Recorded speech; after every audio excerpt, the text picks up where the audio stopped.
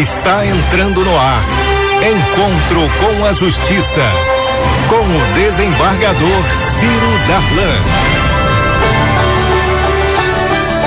Bom dia, ouvintes da Rádio Família, a nossa família que se encontra toda sexta-feira de 11 ao meio-dia neste programa Encontro com a Justiça. O programa de hoje nós vamos tratar de um tema muito importante, muito interessante, que é a proteção de crianças e adolescentes nos grandes eventos. Nós estamos inaugurando um dos maiores eventos esportivos do mundo, a Copa do Mundo no Brasil. E para este tema nós convidamos o doutor Ernesto Braga, que é coordenador de Direitos Humanos da Secretaria de Desenvolvimento Social, e a doutora Vânia, que representa aqui o Conselho Estadual dos Direitos da Criança e do Adolescente. Comemoramos esta semana o Dia Mundial de Combate à Violência contra Crianças e Adolescentes. E também foi aprovada no Senado Federal a lei que já está sendo chamada de Lei Menino Bernardo, que proíbe qualquer forma de violência contra crianças no processo educacional. E para apresentar o nosso programa de hoje, em primeiro lugar, você, nosso ouvinte, que deve participar através dos telefones 3079-0952, 3079-0938, e cada ouvinte que participar vai receber de presente, pode vir buscar aqui na rádio, na Rua Marise Barros 292, uma edição do nosso gibi Justiça e Cidadania. Participando também e apresentando o programa, o juiz João Batista Damasceno, a quem eu saúdo dando bom dia, Damasceno.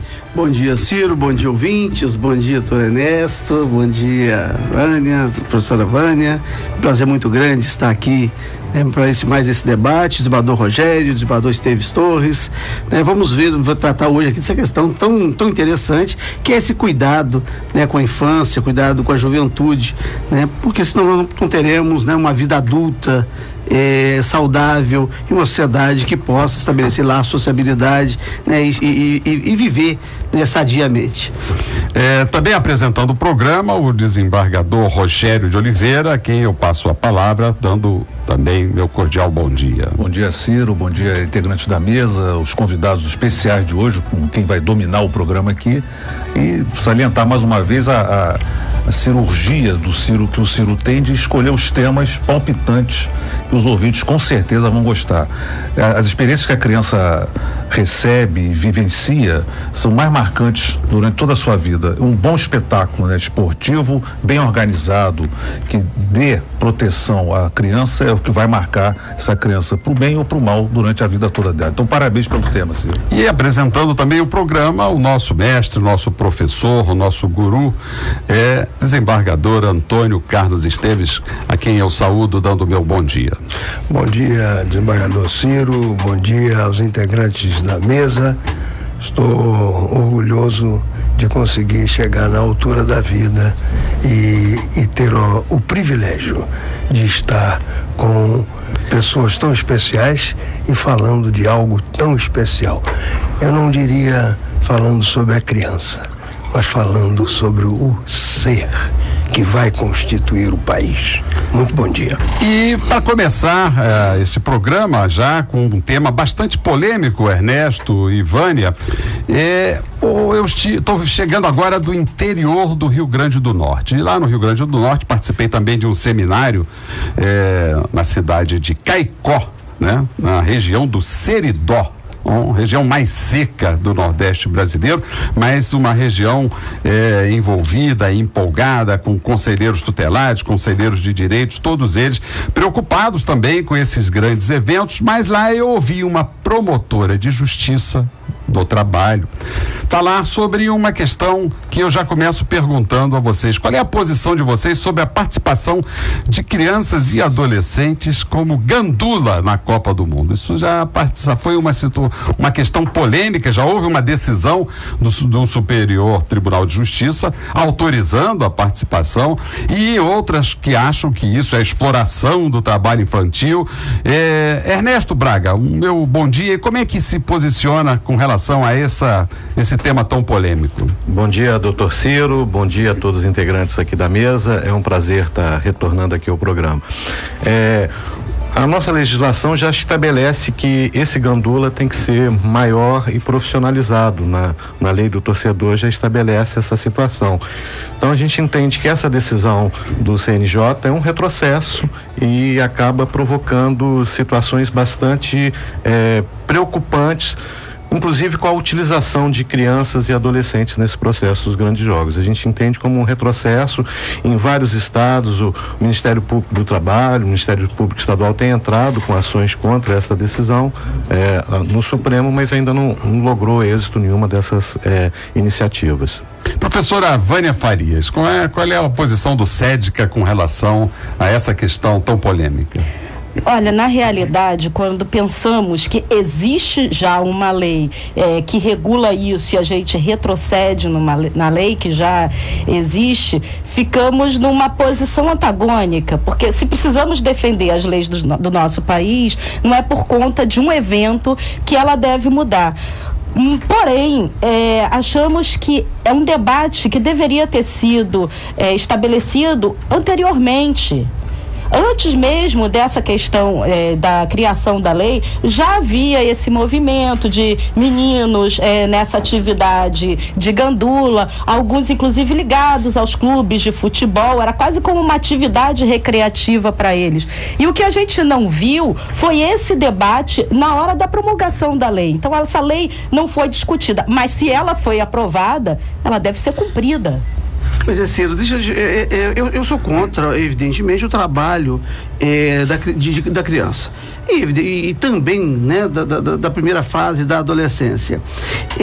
Agora, tem uma coisa esquisita, quando a gente generaliza na lei, é vedado o trabalho da criança, e nesse caso o trabalho do adolescente, a gente perde também a possibilidade da socialização, né? Se o desporto de rendimento, ele é profissional, existe também um desporto recreativo, que é o desporto de socialização. Então o que faltou ali, a lei fez um corte tão acentuado entre profissionalização e recreação, né? Como fez na escola também, né? A escola hoje, por mais que encontre um aluno com capacidade futura de se tornar um profissional esportivo, ela não pode trabalhar com o que vai chamar de detecção e seleção de talento esportivo, porque o esporte escolar, o desporto, né, que é o esporte dos cartolas, né? O esporte educacional, escolar, ele é exclusivamente recreativo, né?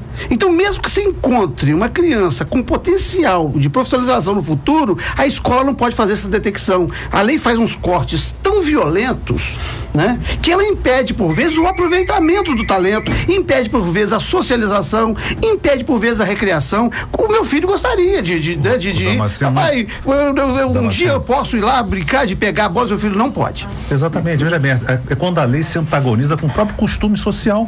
Isso no Brasil inteiro, você tem garotos de 10, 11 anos correndo atrás de bola, até para depois entrar para jogar bola.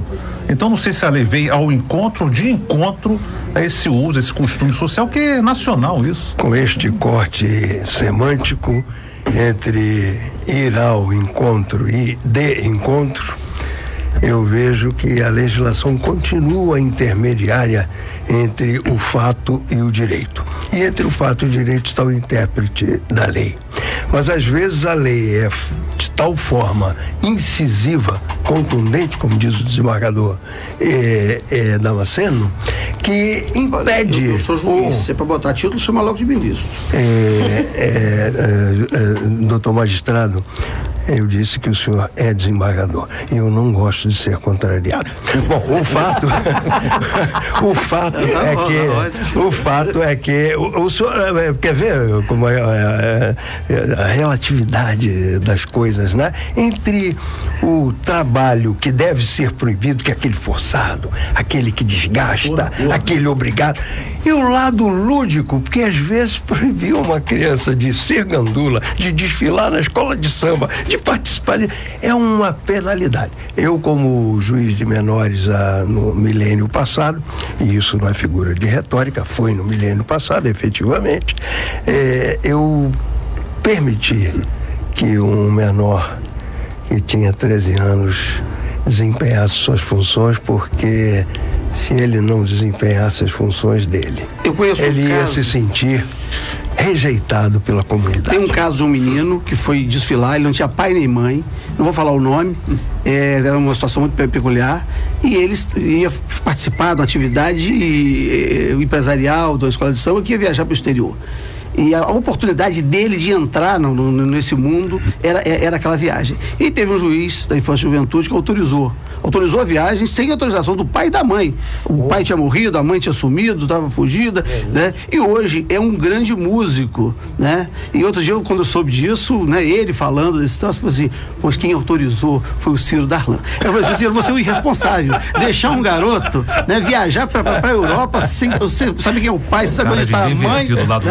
Lá, tá e ele resolveu a situação da vida desse garoto. Com essa viagem, com essa entrada, com essa solução que ele deu, esse garoto se profissionalizou e hoje é um grande profissional, né, desse mundo. Parabéns ao juiz Ciro. É a questão do bom senso, né? Saber quando a lei e o bom senso devem estar em campo, porque realmente, como eu falei antes, tem essa cultura, é uma cultura brasileira. O futebol está inserido na nossa sociedade. Bom, a criança nasce, o pessoal já, quando sabe que é um menino, já compra uma bola para dar de presente. Então, a família torce pelo time.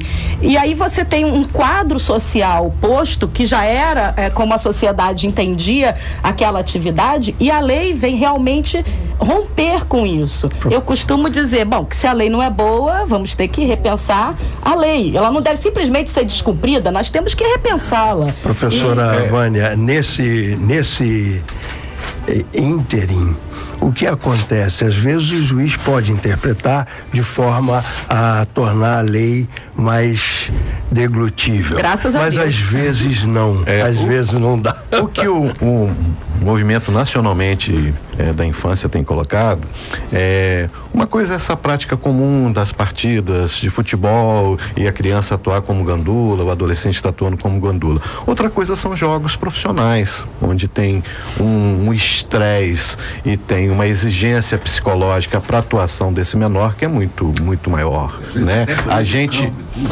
inclusive tem vários fatos de gandulas adultos e que sofreram enormemente punições severas e são extremamente criticados por postura de ou adiantar ou atrasar ou fazer alguma iniciativa naquele momento do jogo e aquilo ser prejudicial. Isso numa criança adolescente, numa partida profissional, com estresse todo que envolve uma Copa do Mundo, é uma temeridade. Eu acho um grande retrocesso, a gente vê como é polêmica essas questões, mas eu acho um grande retrocesso a gente permitir que crianças e adolescentes atuem como gandulas em partidas oficiais, em partidas que tenham tanta exigência psicológica para essa atividade. Professora Vânia Farias, mas na verdade ela fará, porque ela faz.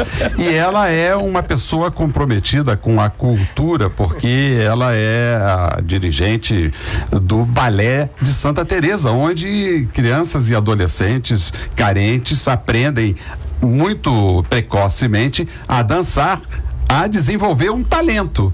E isso não é exploração do trabalho. Isso é o desenvolvimento de um talento. Pois bem, nós estamos aqui a debater a questão da participação de adolescentes como gandula, e o CONANDA acaba de baixar uma resolução 159 e diz que os adolescentes têm que ser protagonistas da sua história e de seus direitos e da sua cidadania.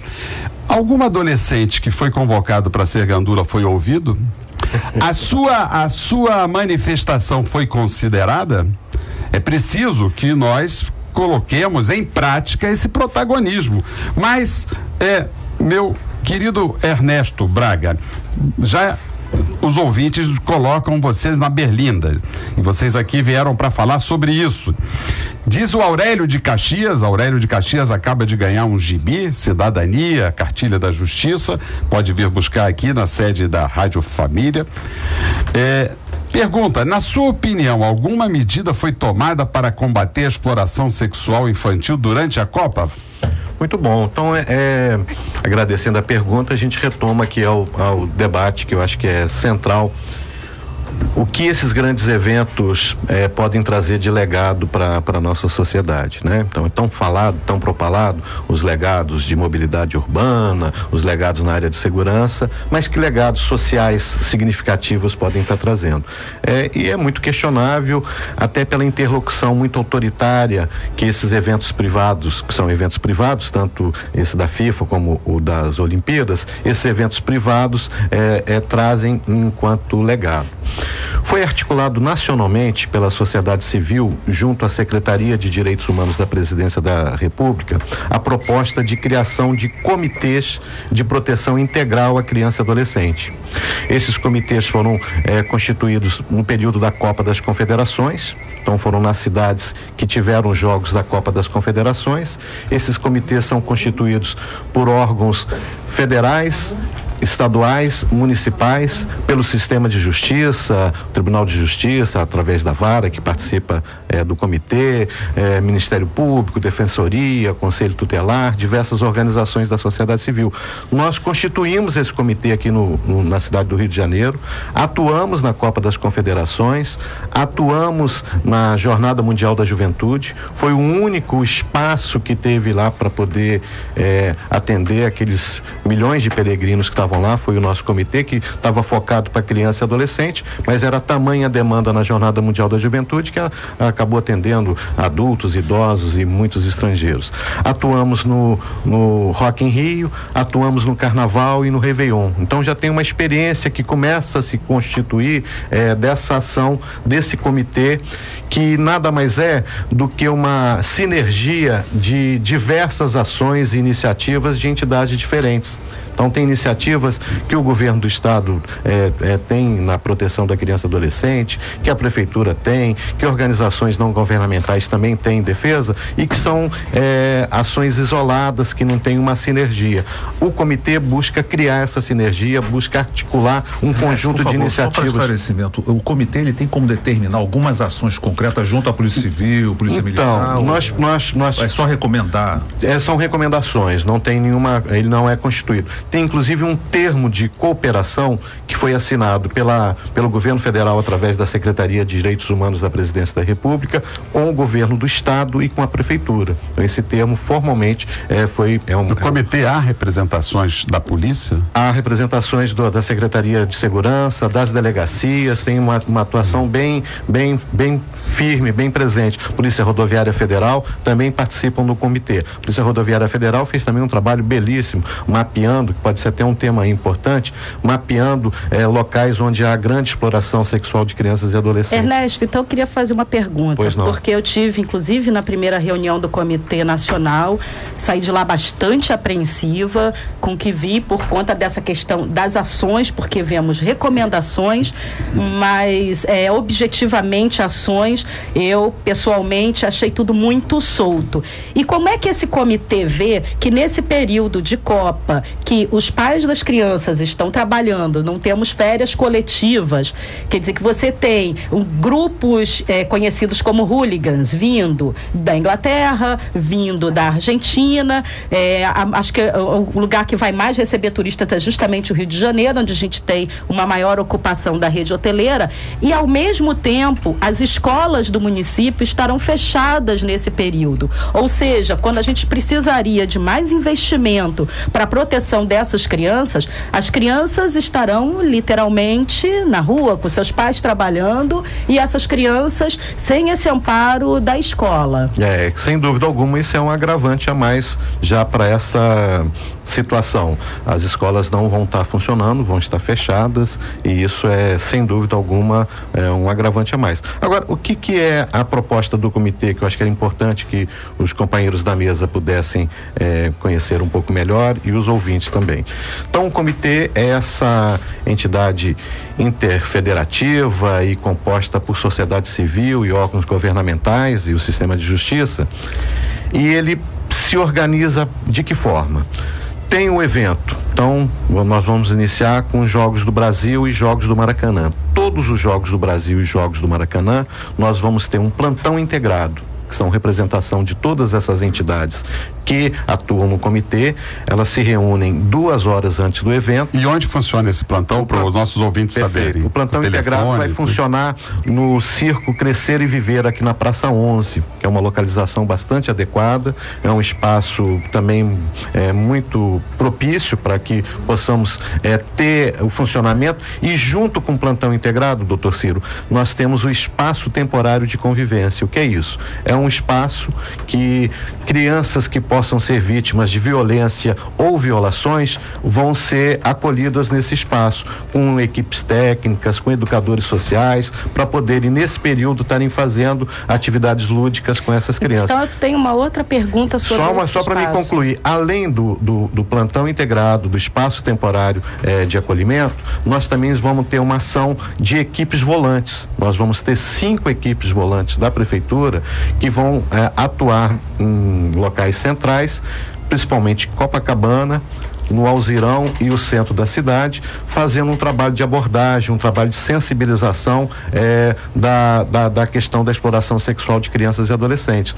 Então, só ao longo desse mês, para vocês terem uma ideia, a Secretaria Municipal de Desenvolvimento Social fez mais de 50 ações, mais de 50 atividades de rua, de debates em escolas, em CRAs, em CREAs, sobre a questão da exploração sexual de criança e adolescente. O Ernesto, você fica nos devendo aos nossos ouvintes aqui um telefone ou um site onde os ouvintes podem acessar do Circo Crescer e Viver. Aliás, o Circo Crescer e Viver tem uma história também comigo, né? O Circo Crescer e Viver, ele só existe porque eu mandei que invadisse uma área ali na Praça 11 e o slogan é o seguinte: invada que eu garanto. E até hoje o Circo Crescer e Viver está ali. Aliás, agindo até hoje, crescendo e vivendo e fazendo a população de rua brincar através desse circo. E Vânia, a Ana Clara da Penha, nosso ouvinte, está querendo saber, na sua opinião, por que o Brasil é considerado pelos turistas estrangeiros como o país do sexo? Olha, infelizmente essa imagem vendida, não é vendida para a Copa, é uma imagem vendida há décadas. Basta a gente olhar nas nossas bancas de jornal e ver como são os cartões postais do Rio de Janeiro. O primeiro cartão postal que você vê é o de Copacabana, com mulheres de biquíni, sempre mostrando preferência nacional. A preferência nacional. Então não é dizer que a Copa ou os grandes eventos vão estimular essa visão. Não, essa visão já vem sido utilizada, infelizmente, pelo próprio Brasil. Afinal, somos nós que produzimos os nossos cartões postais. É uma imagem que o Brasil vem vendendo há anos e que a gente observa que agora, com essa questão dos mundiais, vem sido até muito criticada pelo próprio poder público. Felizmente começa a ser criticada pelo poder público essa postura, mas é muito difícil a gente desfazer essa imagem de décadas que o Brasil vem passando para o exterior. É sempre, quando você vê você está no exterior e vê alguma propaganda do Brasil no exterior, a primeira imagem fazem propaganda de sexo do Brasil. Mas, Ernesto, tem aqui uma pergunta da Jéssica de Recreio. Ela fala o seguinte: esse comitê garante a segurança das crianças? Ele tem capacidade para abrigar quantas crianças? A gente tem já uma experiência bastante significativa no Rio, porque o Rio vive grandes eventos. Réveillon é um grande evento, o Carnaval é um grande evento, essa experiência que eu relatei rapidamente aqui da Jornada Mundial da Juventude é um grande evento. Então, o que nós vai estar acontecendo? Mas os públicos são diferentes, Perfeito, né? muito diferente. Nós vamos estar atuando, além desse espaço do comitê, nós também estamos reivindicando junto à Rio Tour, porque nós vamos ter uma FanFest em Copacabana, que aí são todos os dias em todos os jogos. Independente de ser jogo no Maracanã, jogo do Brasil, a FanFest em Copacabana vai estar atuando. Então, qual é a nossa organização? Nós vamos ter equipes volantes em Copacabana, vamos ter o plantão integrado também funcionando em Copacabana, estamos reivindicando lá um container para que possa funcionar o plantão integrado e um outro container que possa acolher as crianças, e nesse plantão integrado em Copacabana, nós vamos ter a presença de 2 conselheiros tutelares, um conselheiro do Conselho de Zona Sul e outro conselheiro do Conselho da Rocinha, lá do São Conrado, todos os dias, durante todos esses eventos, com técnicos, com educadores sociais, para poderem atuar, né, na FanFest Copacabana. Vamos também reforçar toda a região da Barra e Recreio. Até quantas crianças vocês acham que vocês poderão... Ali é uma coisa muito temporária. A criança é acolhida e é imediatamente encaminhada. A gente tenta ao máximo encaminhar para abrigamento. A tentativa toda é articulada com a FIA, para recabeamento das crianças, com os outros conselhos de outros territórios, caso a criança seja de um outro território, que seja o conselho do outro território, o conselho tutelar, venha também buscar essa criança. Então tem uma articulação que é feita. As equipes de abordagem, por exemplo, vão atuar muito fortemente na região de Barra e Recreio, que é uma região que tem uma rede hoteleira muito grande, e a gente vai fazer todo esse trabalho de abordagem, esse trabalho de sensibilização durante todo o período. Essas ações já estão acontecendo. Ali no espaço do Crescer e Viver é um circo, né? Então é um espaço grande, uma lona, um picadeiro muito grande, além das diversas salas que estão sendo disponibilizadas para o comitê. A nossa experiência desses eventos anteriores é que o número não é muito grande de infrações, de violações e violência contra criança e adolescente nos dias. A gente se organiza para isso. Na Copa das Confederações, por exemplo, foram baixíssimas as notificações de criança e adolescente. Na Copa das Confederações, o que nós enfrentamos mais foi a questão do que nós até chamamos de Copa das Manifestações. Foi a violência policial contra os manifestantes que estavam protestando naquele momento. Aí sim que tiveram um sem número de situações de violações muito graves. Contra criança e adolescente, especificamente, foram muito pequenas. O embargador Rogério quer fazer Ciro, eu só queria pegar um gancho aqui da professora Vânia, que ela tocou num ponto que para mim é fundamental, a questão da suspensão das aulas durante o período da Copa. É evidente que a Copa vai trazer milhares de pessoas aqui, isso vai trazer turismo e dinheiro e tudo. Mas eu fico pensando a inversão de prioridades, porque no Rio de Janeiro terão 2 ou 3 jogos, eu não sei exatamente, não sei se é abertura ou ao final, não sei. Eu queria saber se justifica essa suspensão de aula, porque os professores já estão em greve, justamente em greve. Já tem 30 dias, mais 60 dias exatamente, sem aula. E digo o seguinte, na verdade, essa suspensão de aula vem ao encontro do atestado de que a cidade não se preparou a contento para receber o jogo. Porque se o pessoal for para a aula, se o pai vai levar a aula, se os estudantes forem às aulas, vai parar a cidade. Porque criança na escola, esse trânsito de criança indo e voltando para a escola paralisa a cidade. E mais a questão do evento, na verdade, para mim, isso é um atestado da incompetência de organização para os grandes jogos. E os nossos ouvintes estão participando ativamente aqui do nosso debate sobre a proteção de crianças e adolescentes nos grandes eventos, através do telefone 3079-0952, 3079-0938, e depois podem assistir este programa, aqueles que desejarem, no site www.redejuridicatv.com.br e também acompanhar os debates através da nossa fanpage Encontro com a Justiça no Facebook. O telefone do Circo Crescer e Viver, lá do nosso querido Júnior Perim, é 3972-1391. Repito para os nossos ouvintes, 3972-1391, do Circo Crescer e Viver. Doutor Ciro, Encontro com a Justiça é o programa semanal em que nós falamos do judiciário, Conselheiro do Direito de Todos, hoje abordando o direito da criança e do adolescente à proteção nos grandes eventos. E eu informo que o Tribunal de Justiça distribuiu 300 mudas de IP rosa no Dia Mundial do Meio Ambiente. E ainda que impulsou 46 analistas judiciários com especialidade após um concurso muito longo. As decisões da Justiça do Rio de Janeiro quanto aos advogados acusados de fraude foram confirmadas pelo STJ. Também foi debatido esta semana a questão da judicialização do direito à saúde, com um tema que foi debatido na cidade de Itaipava. A Comissão de Concursos para a Magistratura divulgou o gabarito da prova objetiva e o último concurso, o desembargador Rogério, teve 6.500 candidatos. É muita gente querendo ser magistrado. O conselheiro do CNJ recebeu o colar do mérito judiciário. Isso aí já fica por parte das bajulações. E os nossos ouvintes estão participando através do telefone 30790952, 30790938. Assistam depois esse programa no site www.redejuridicatv.com.br.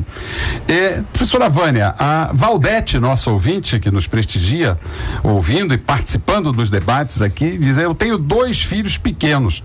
Como faço para deixá-los? Lá que ela se refere é no centro de convivência que o Ernesto se refere, para ir trabalhar durante os jogos. Valdete precisa trabalhar, tem 2 filhos pequenos e está aproveitando esse centro de convivência para deixar os filhos lá enquanto trabalha. É possível isso, Val? Olha, até onde eu saiba, esse centro de convivência, ele não está aberto para ficar com as crianças durante o dia, o que é uma pena. O senhor falou que eu sou dirigente do Balé de Santa Teresa, acho que o Balé de Santa Teresa deve ser uma das poucas instituições que permanecerá aberta durante a Copa. Então a Valdete pode deixar as crianças lá? Dependendo da idade, se elas tiverem mais de 5 anos, podem. Olha aí, Valdete, Balé de Santa Teresa. Isso, porque o balé... Ainda vai aprender a bailar. Na realidade, durante esse período de Copa, a gente vai trabalhar com uma colônia de férias, com atividades lúdicas, porque a atenção das crianças também, o foco é diferente por conta da Copa, então nós vamos fazer um trabalho também diferente para atender a Valdete essa demanda. É do centro, então dá o endereço aí do Balé Santa Teresa, Valdete, é pertinho. O Balé de Santa Teresa fica na rua Pintora de Janira, número 58, e o telefone de lá é 2224-3784. Anotou, Valdete? Então já tem onde deixar as crianças, mas não é para ver a Copa, não, é para trabalhar durante os jogos da Copa. Porque lá nós vamos fazer atividades. Eu queria aproveitar, doutor Ciro, para falar até sobre a questão da informação para os turistas que chegam no Brasil, que também é um outro ponto onde lá no SEDCA vimos fragilidade. Hoje o que a gente tem é como propaganda... O SEDCA, querido ouvinte, é o Conselho Estadual de Defesa da Criança e do Adolescente. O nosso caso no estado do Rio de Janeiro. O que nós temos hoje como divulgação, só aquela propaganda dos 3 macaquinhos, que acho que todo mundo já viu, mas que não deixa claro para as pessoas que exploração sexual de criança e adolescente é crime. E hoje é um crime que inclusive dá prisão imediata e sem fiança. Eu só vi o Promundo produzir uma propaganda deixando claro que isso é crime, mas infelizmente não vai ser a propaganda que vai ser veiculada no canal, no horário nobre e nos canais de mais audiência. Nos canais de mais audiência, o que a gente vê ainda são os 3 macaquinhos. Inclusive, essa semana eu peguei lá na prefeitura um material bonito sobre a Copa, é um livro que dá dicas de hotel, de alimentação, tabela dos jogos, e em página alguma, eu li do início ao fim, fala sobre exploração sexual de crianças e adolescentes ou deixa claro que isso é crime. É muito importante que as pessoas que estão chegando no nosso país e até os brasileiros, que muitas vezes não têm consciência disso, que saibam que exploração de crianças e adolescentes é crime. Daí, desembargador, a nossa oportunidade de cumprir com o nosso papel. O nosso papel é esse, é divulgar. A senhora, se não encontrou antes, hoje já está vendo aqui que o nosso professor Ernesto já trouxe que exploração sexual de crianças e adolescentes é crime. E agora crime hediondo, sancionado pela presidenta Dilma, então agora com rigor. Essa campanha toda, desembargador, foi organizada pela Frente Nacional dos Prefeitos e o SESI. Então nós estamos com umas 10 peças publicitárias diferentes, da tabelinha, de cartaz, de material para ser utilizado na rede hoteleira e inclusive em várias línguas. Essa articulação é feita com a Equipate Brasil. Foi feito um trabalho em 21 países, onde tinha um grande fluxo de turistas por Brasil. Algum audiovisual? Tem bastante material audiovisual. Eu de muita qualidade. Na internet então, não pode tem entrar um na no internet, site. tem um na internet mostrando o Rio como um lugar de lazer sexual. Então esse é patrocinado pelo município. É verdade. Essa campanha é a campanha Não Desvie o Olhar. É uma campanha que pode ser acessada, qualquer pessoa pode acessar pela internet, a campanha Não Desvie o Olhar, com diversas peças publicitárias. Essa campanha Não Desvie o Olhar, então ela foi articulada pela Frente Nacional dos Prefeitos e o SESI. Nós aqui trabalhamos durante esse mês toda essa sensibilização com esse material, colocando isso que eu acho que é importante a gente falar. Os turistas são muito bem-vindos. A nossa cidade é uma cidade que recebe turistas. A indústria do turismo é uma indústria fundamental para o desenvolvimento da nossa economia. Agora, os turistas têm que saber que eles podem vir, aproveitar as nossas belezas, curtir a nossa cidade, mas entenderem que explorar crianças e adolescentes é crime e vão ser punidos com o rigor da nova legislação e com toda uma rede de proteção que está se articulando, está cada dia mais operando de forma conjunta para a gente banir essa chaga que é a exploração sexual de nossas crianças e adolescentes. A propósito, Ernesto, eu queria sugerir aos nossos ouvintes que baixem o aplicativo Proteja Brasil. Qualquer pessoa pode ter no seu telefone, celular, o aplicativo Proteja Brasil do Disque 100, e através desse aplicativo, que eu estou aqui com ele aberto na minha frente, você pode com muita facilidade denunciar todo caso de violação aos direitos da criança e do adolescente. Através desse aplicativo você aciona a delegacia mais próxima e o conselho tutelar mais próximo do local onde você está fazendo a denúncia, e essa denúncia você presta um grande serviço à causa da criança e do adolescente. E a Juliana de Ramos está perguntando aqui, Ernesto, o centro de convivência vai funcionar durante as Olimpíadas também ou somente durante a Copa? Então, doutor Ciro, esse conjunto de iniciativas, a gente tem que acumular um legado de ações mais concretas em defesa da criança e adolescente. Qual podem ser essas ações? Então, para Copa do Mundo, a gente tem 12 cidades sedes com uma única modalidade. Nas Olimpíadas são quase 40 modalidades esportivas e concentradas na cidade do Rio de Janeiro. Então, é um evento de uma dimensão muito mais complexa do que a Copa do Mundo. Então, nós temos que nos organizar com muita antecedência para esse evento. Qual que é a ideia? É que com essa experiência da Copa do Mundo, nós já estamos com um seminário do comitê marcado para agosto, para que a gente possa avaliar esse trabalho e pensar em ações concretas e permanentes para essa proteção. Falando nisso, Ernesto, a Ana Cristina, lá da Cidade de Deus, já tem uma sugestão. Nossos ouvintes aqui, o programa é interativo. Ela pergunta assim: por que a prefeitura e o governo do estado não pensaram em criar atividades para as crianças durante a Copa? Então já é uma sugestão da nossa ouvinte, Ana Cristina, da Cidade de Deus. Ana Cristina, vão ter atividades em diversos equipamentos públicos, municipais, estaduais, vilas olímpicas, unidades de esporte e lazer, vários equipamentos, embora as escolas vão estar fechadas, e eu compartilho da posição da mesa em relação ao fechamento das escolas, mas vários outros equipamentos públicos vão estar funcionando e oferecendo atividades. Lá próximo de Ana Cristina, na Cidade de Deus, qual o equipamento que ela pode procurar?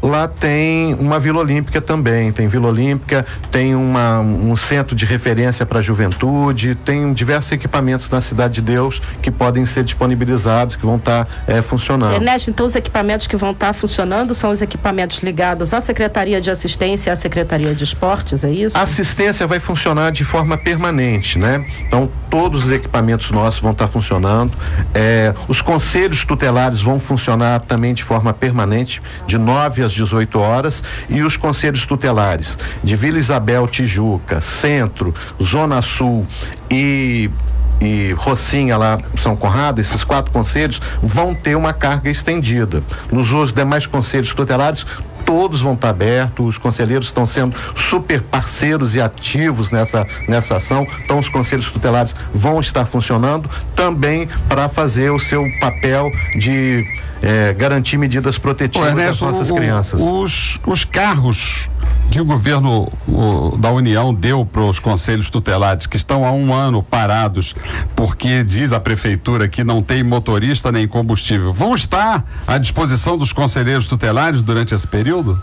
Doutor Ciro, graças a Deus resolveu-se essa situação do suporte aos conselhos tutelares. Então agora foi feita a licitação. Além do motorista, os conselhos tutelares vão dispor de um auxiliar de informática, de um auxiliar de escritório, de um auxiliar de serviços gerais e mais um psicólogo, que os conselhos tutelares aqui do Rio de Janeiro têm 2 assistentes sociais e um psicólogo na equipe de suporte. A gente vai aumentar para mais um psicólogo, então vão ser 2 assistentes sociais e 2 psicólogos. E o convênio também prevê a questão do carro, que é esse veículo, precisa ter motorista, precisa ter combustível, precisa ter vistoria, as questões vinculadas à segurança, manutenção desse carro, então tudo isso foi previsto. Isso tudo já vai estar funcionando durante a Copa. A gente já tem nos conselhos tutelares 2 combis que também atendem os conselhos 24 horas. Todos os conselhos aqui do município do Rio de Janeiro dispõem de 2 combis, 2 veículos, da Volkswagen Kombi, que atendem 24 horas. Nós estamos fazendo todo o esforço para que a assinatura agora desse novo convênio seja feita e esses carros já possam ser disponibilizados nesse período. Desembargador Antônio Esteves, aqui uma provocação para Vossa Excelência, aqui o Gerson lá de São Gonçalo, ele faz dá o seguinte depoimento: trabalhei com apenas 11 anos de idade e nunca morri. Minha família sempre foi pobre e eu engraxava sapatos. Não vejo problema nisso. Criança que não ajuda a família se envolve com o tráfico. Será que é assim mesmo? É quase isso, porque, Gerson, muito obrigado pela pergunta, porque ela nos dá a oportunidade de demonstrar que o compromisso do programa com a parte teórica que fica tão afastada da realidade. O que você fez participou da sua formação. É preciso que nós possamos distinguir entre o trabalho forçado, aquele trabalho indesejado, imposto a qualquer pessoa, não precisa ser criança, mas em especial a criança, e a vontade de participar de uma atividade lúdica que para a criança é sempre um brinquedo. A sensibilidade do magistrado. Mas tem um problema aí, doutor. A criança nem sempre ela tem a capacidade de expressar esse consentimento e por vezes ela acaba sofrendo abuso, seja na exploração do trabalho, seja na exploração sexual, a fim de buscar aceitação. Então tem uma coisa, essa proteção integral da infância e da juventude, ela pressupõe essa debilidade ou essa vulnerabilidade da criança que por vezes aparenta consentir, seja no trabalho ou seja na exploração sexual, porque ela deseja ser desejada, ela deseja ser magistrado que então, é por isso que os seus colegas têm que ter uma sensibilidade acima da normal. É por isso que o juiz precisa ser antes um sociólogo. Ele precisa ter noção de história. Eu acho que ser juiz, eu não sei como é que eu fui juiz. Não, minha palavra de honra é porque é uma missão absolutamente profunda no tecido social. É preciso saber distinguir isso. Ernesto, a Luciene, nossa querida ouvinte ali do Meia, olha, ela tá botando a gente na parede, hein? Porque ela diz assim: vai ser mesmo possível deixar os filhos nas Vilas Olímpicas? Elas vão funcionar durante o horário dos jogos e o dia inteiro? Isso é um furo de reportagem que a Rádio Família está dando, e que, se isso se confirmar, o povo todo vai procurar as Vilas Olímpicas. Confirme isso, por favor. Os equipamentos, diversos equipamentos vão estar funcionando, não só as vilas, diversos outros equipamentos do estado também vão estar funcionando.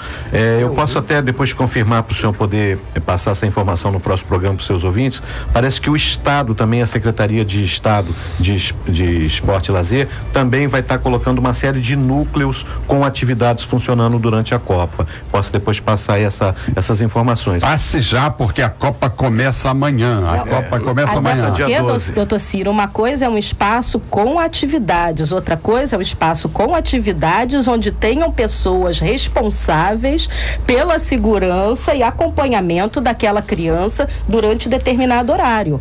Porque eu conheço Vila Olímpica, meu filho caçula, inclusive, fazia natação numa Vila Olímpica ali na Gamboa, coisa que ficou impossível por conta do trânsito, tanto que a Vila Olímpica da Gamboa hoje não tem um fluxo tão grande de pessoas por conta das obras ali do cais do Porto. E o que normalmente acontecia era, hoje não tem atividade porque a bomba da piscina quebrou, amanhã não tem atividade porque faltou água, depois de amanhã não teve atividade porque o professor faltou. Então é preciso, não é só ter um equipamento e ficar com o equipamento aberto, é preciso garantir que as pessoas cheguem lá com as crianças e que tenha gente lá com disponibilidade e preparada para receber esse grupo de crianças durante esse horário. Nós estamos falando aqui em criminalização da violência contra crianças e adolescentes, e o CNJ fez um diagnóstico do sistema penal brasileiro e o Brasil foi promovido, já é o terceiro país do mundo em população carcerária. Segundo o CNJ, nós temos não mais os 530 que nós falávamos, mas 715.655 pessoas presas, porque está levando também em conta os 147.937 pessoas em prisão domiciliar.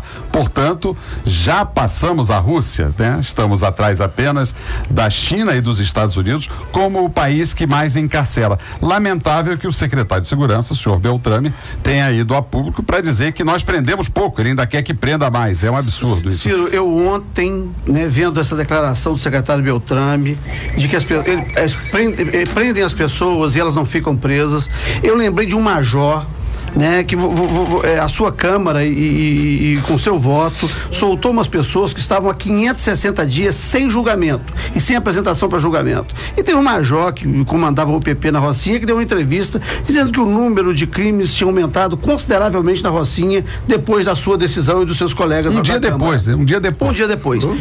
Pois hoje, se o crime tinha aumentado era o major que estava praticando, porque por acaso ele está preso hoje, por ter sumido com o Amarildo. Então era essa turma, que tem falado hoje sobre carceramento, sobre prisão, sobre segurança, O secretário Beltrame, certamente é bem provável que não será levado a julgamento por crime de responsabilidade, pelas coisas que estão acontecendo nessa cidade. Mas devia ter responsabilidade antes de fazer essas declarações que ele tem feito, Então, e ficar de olho, porque aconteceu com o major, O major foi responsabilizado. Ciro, mas tem uma ação de improbidade administrativa já em curso aí, Tem, eu tomei ciência dessa, mas as instituições de justiça, elas são muito maleáveis, para poder responsabilizar determinados setores, E às vezes quando acontece, que a gente viu esse caso aí da ação penal 470, é um problema quase midiático. Se as instituições funcionassem na responsabilização, do extrato superior, do Estado, como funciona com os extratos subalternos e até intermediário, como é o caso do major, teria muita gente aí em apuros. Nós estaríamos só pegando outro gancho da professora Vânia, que eu acho que a preocupação dela é a minha também em relação à educação. A preocupação de todos os pais. É quando ela cobra do nosso querido Ernesto aqui uma questão, se vai ter pessoal habilitado a receber essas crianças, que eu estou vendo que vai afluir uma quantidade enorme de crianças lá. Eu volto a dizer assim, que é o mau serviço, o mau funcionamento do serviço público, que foi, na verdade, a origem das manifestações de junho do ano passado. Porque a principal reivindicação daquele pessoal todo era um serviço público de qualidade. Aliás, hoje está fazendo um ano da primeira manifestação, foi uma manifestaçãozinha pequenininha, era isso que se pedia. 200 pessoas. É possível mandar as crianças lá, vão ser recebidas adequadamente, com qualidade ou não? Essa é o pol da nossa... Doutor Ernesto. Então, a gente, para resgatar para todos os ouvintes e para a mesa aqui, essa experiência é uma experiência bastante nova do Comitê de Proteção Integral à Criança e Adolescente, é uma experiência que a gente está julgando muito esforço pessoal, muito trabalho coletivo para que ela dê certo, que a gente possa ter uma rede que funcione, que acionada proteja as nossas crianças e adolescentes. Por isso essa articulação, o comitê articula com a Vara da Infância, com o Conselho Tutelar, com o Ministério Público, com organizações da sociedade civil, com os poderes público, municipal e estadual, buscando criar essa rede.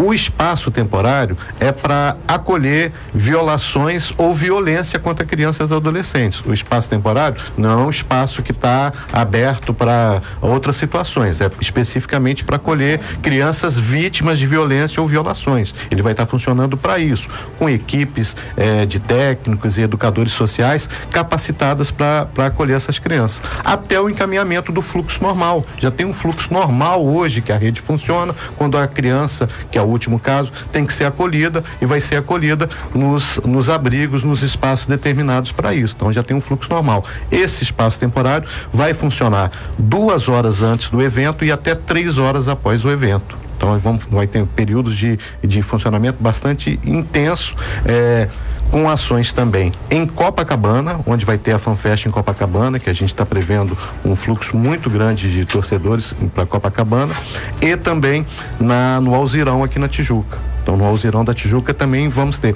Nós fizemos ontem, doutor Ciro, uma reunião com os profissionais da SMDS, tinham mais de 180 profissionais que vão estar envolvidos vão estar mais de 200 participando, mas tinham 180 ontem envolvidos numa reunião preparatória, onde nós estávamos combinando todo esse fluxo de atendimento, toda essa ação dessa rede, que articula também com a saúde, que articula também com outras secretarias municipais. O senhor está falando e os nossos ouvintes já estão aqui cobrando. Viviane da Penha já entrou aqui no ar e diz assim: como a população vai saber os locais que poderão levar os filhos durante a Copa? De que forma isso está sendo divulgado? Olha, não foram autorizadas outras FanFest, só tem uma FanFest autorizada, que é a de Copacabana, né? Quer dizer, a obrigação de cuidar também das crianças é das famílias, então as famílias, os pais também são os responsáveis por cuidar dos seus filhos, né? Então os pais têm a responsabilidade de cuidar dos seus filhos. Ciro, eu volto a dizer, as escolas tinham que estar funcionando nesse período, isso foi um absurdo. É verdade. Agora, queridos magistrados que nos honram com essa audiência, nós todos estamos convocados para, na próxima terça-feira, dia 10, às 11h30, uma audiência pública da Comissão de Regimento Interno sobre a matéria eleitoral do Tribunal de Justiça.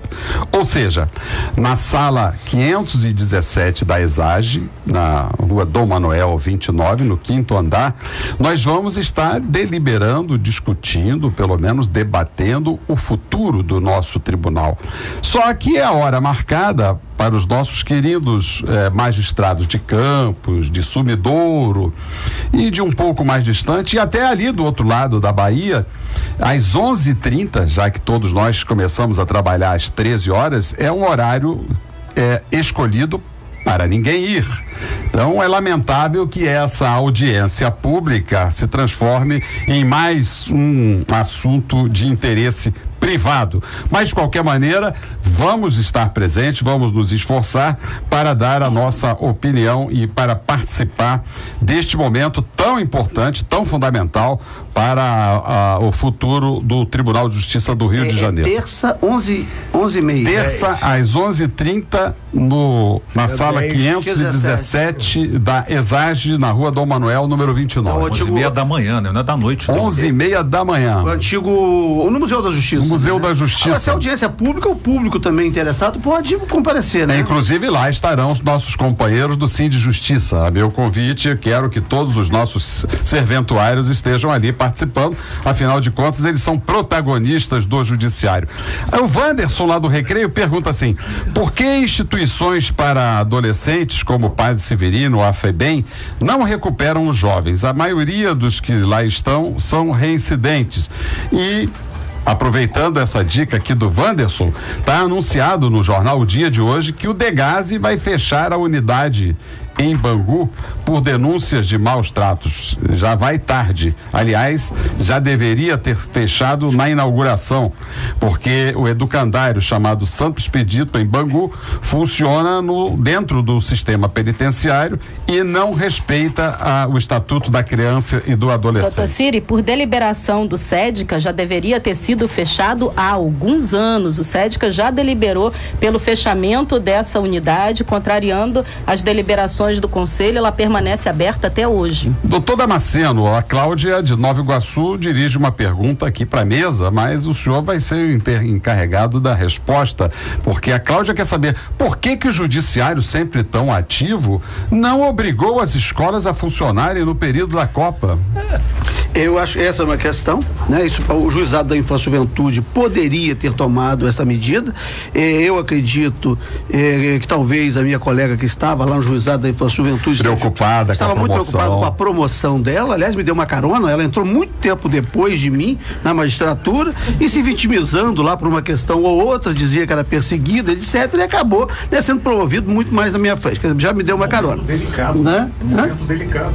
Bastante delicado. Num momento delicado. Então ela saiu fora, não tomou nenhuma providência. Eu acho que ela estava muito ocupada com a promoção e não fez o que deveria ter feito. Evidentemente que o Ministério Público também poderia ter acionado, né? Há também um conjunto de responsabilidades, né, de pessoas que estavam cuidando das próprias vidas e deixaram, né, as suas funções, né, ao largo, deixaram à margem. Deixaram a batata quente com o Ernesto.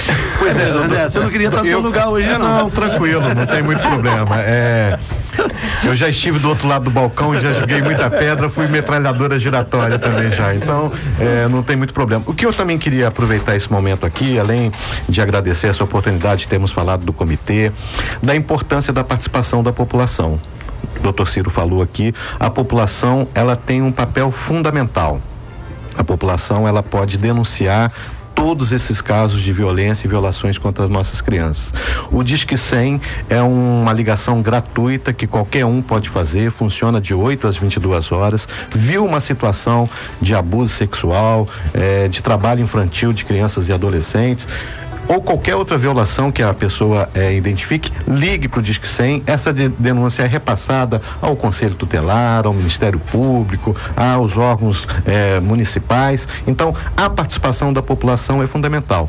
E também convidar todos. No dia 11 agora vai ter na Enseada de Botafogo uma atividade da Organização Internacional do Trabalho contra o trabalho infantil. Então, na Enseada de Botafogo vai ser feito o catavento e o cartão vermelho para o trabalho infantil. Então, todos estão convidados a participar dia 11, a partir das 9 horas da manhã, na Enseada de Botafogo, desse grande evento da OIT contra o trabalho infantil. Muito obrigado, doutor Ernesto, muito obrigado, Vânia, pela sua participação, e eu quero dar uma resposta aqui a uma ouvinte que fez uma denúncia gravíssima no último programa, a ouvinte Vitória, que ela denunciou um caso de cárcere privado há 4 anos e pediu ajuda.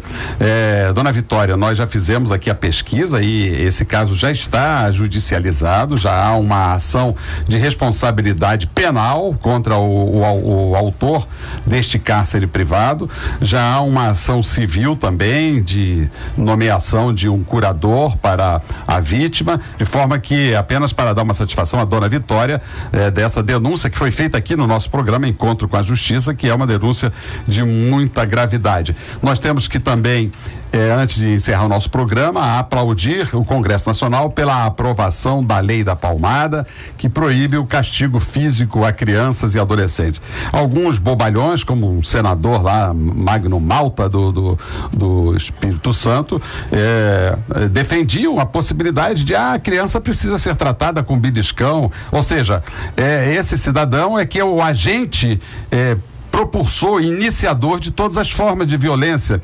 Porque, senador, uma criança tratada com violência, com beliscões, como o senhor defendeu, é aquela mesma criança que vai crescer e aprender a violência e vai responder com violência. Mas esse senador é ligado a setores violentos do Espírito Santo, tá? O problema é que ele é que não levou o beliscão, né? Talvez. Não, ele deve ter levado muito beliscão, por isso que ele é uma pessoa tão violenta. Por isso ele que ele é uma pessoa tão violenta. Mas aqui também, falando no Espírito Santo, eu recebi aqui, e vamos tomar providências, embora seja em outro estado, uma criança de 5 anos de idade, Isabela, foi encontrada morta com sinais de estupro, e lá é a cidade também da nossa querida Araceli, né, que gerou inclusive toda uma campanha nacional de combate à violência, o 18 de maio, né? Contra criança e adolescente, que consagrou o dia 18 de maio, dia do seu sacrifício, como dia de combate a toda forma de violência sexual contra a criança e adolescente. Pois bem, Isabela, de 5 anos, vítima de violência, e segundo a denúncia aqui, que nós vamos ter que apurar, as autoridades estão passando a mão na cabeça. Nós estamos encerrando o programa de hoje, agradecendo a professora Vânia Farias e ao doutor Ernesto por nos brindar com um assunto de tamanha importância e de tamanha relevância. Muito obrigado a todos e até a próxima sexta-feira, de 11 ao meio-dia, com o programa Encontro com a Justiça. Você acabou de ouvir Encontro com a Justiça, com o desembargador Ciro Darlan.